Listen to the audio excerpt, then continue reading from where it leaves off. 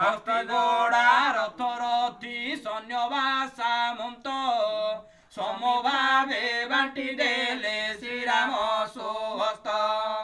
कुलीन राजांक घरु कन्या अणाइले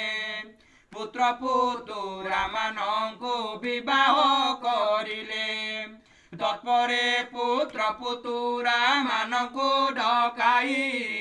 रामचंद्र आपणार पाशरे बसाई बोइले देव ब्राह्मणे करिब भक्ति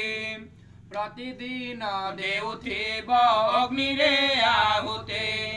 सकल जीवरे दया रखिथिब चिते विश्वकर्ता श्री विष्णु को चिंतुथिब नित्य जानिछ त मुखी परी राजपण करे सारा